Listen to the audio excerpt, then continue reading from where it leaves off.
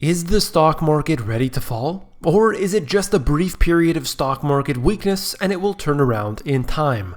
What really needs to be addressed is the reason the market had risen in the first place. Is it a robust economy and consumer sentiment that pushed it higher? Or is it just fiat paper garbage devalued closer and closer to its true value? Zero.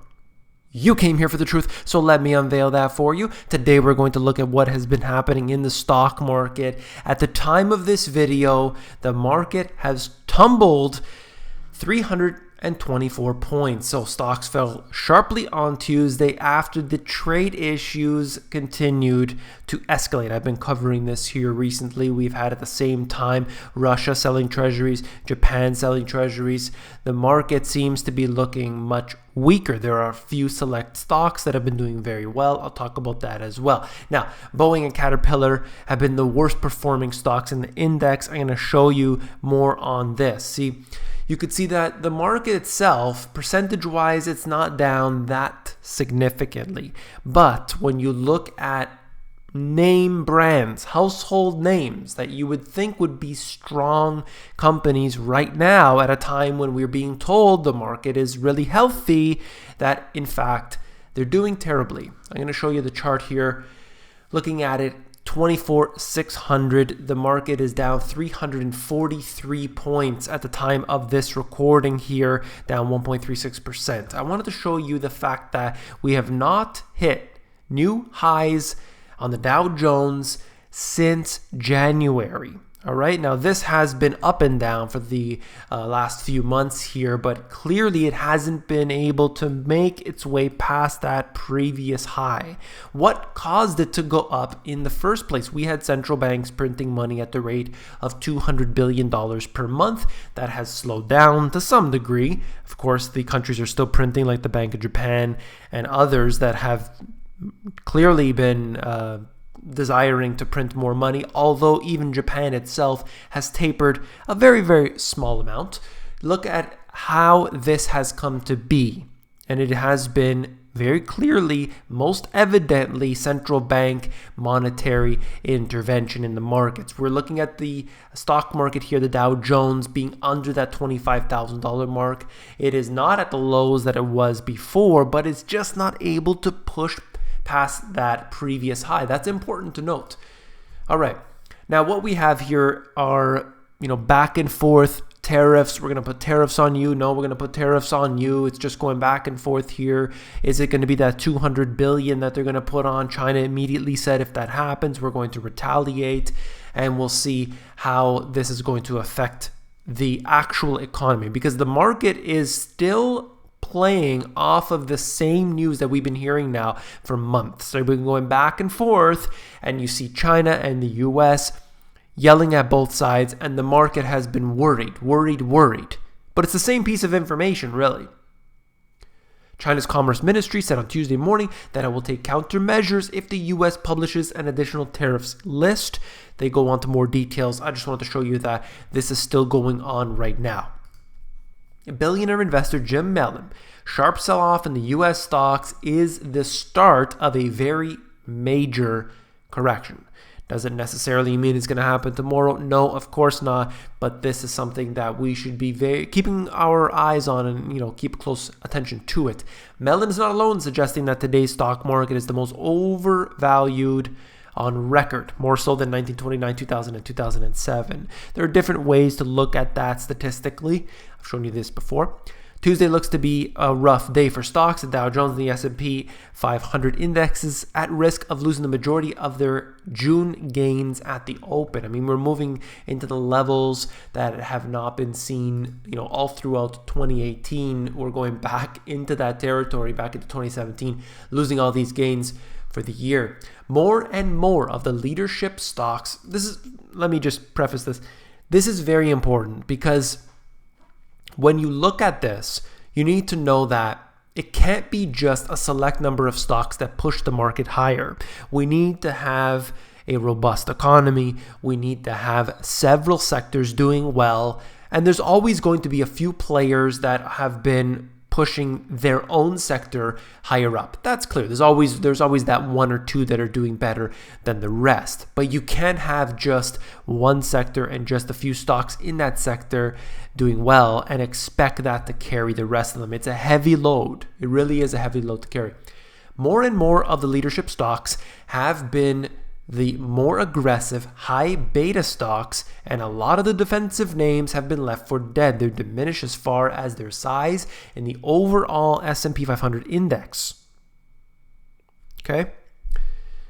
Paulson, this is Jim Paulson, by the way, hasn't seen that phenomenon since the late 1990s when excitement surrounding the dot-com stocks hit a fever pitch. I don't think it's as nearly as severe as it was back then, but the culture is the same. The character is the same, where everyone is going into the same very narrow number of popular names. Really, nobody is investing new money into the rest of the S&P. I talk about this narrowing band that is occurring today. We are seeing stocks that are going up, and they are a very, very short list. It's the FANG Plus stocks, the Facebooks and the Netflix and the Apples and Amazons and Googles. Those are the stocks which are rising, and there's nothing wrong with the fact that they are rising. What's unfortunate is the fact that other stocks are losing out because of it. We are seeing money going into the market, but it's finding its way only into a select number of stocks. What do you think is going to happen on the way down? Money's going to drop off of these fast, very fast, because they're going to see what they've gained. They're going to say, I've made 50% on my money this year, and you know what? I think it's time to take a little bit off the top.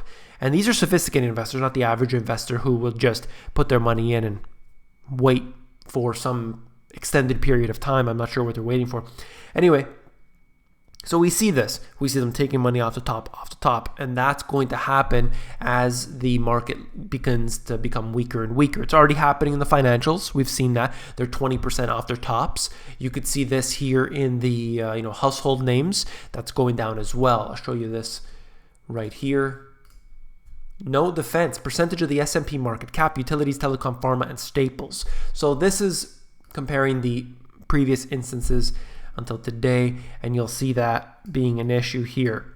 I would notice this because when you look at the concentration of wealth, where it is, and you find that it could be in the financials, it could be in tech, it could be in housing and construction and so on. It all depends on the boom. It all depends what's hot at that moment. But we can never have a concentration without it causing a problem. It's always going to cause some sort of havoc in the markets. Okay, I want to touch on a few more points here just to segue off. Only a quarter of U.S. adults in a recent survey could fully identify factual statements as opposed to opinions in news stories. I'm not going to get into this, but I wanted to address something. Now, here at the Money GPS, I always try to give you the facts. I know it's not exciting. I know it's kind of boring sometimes.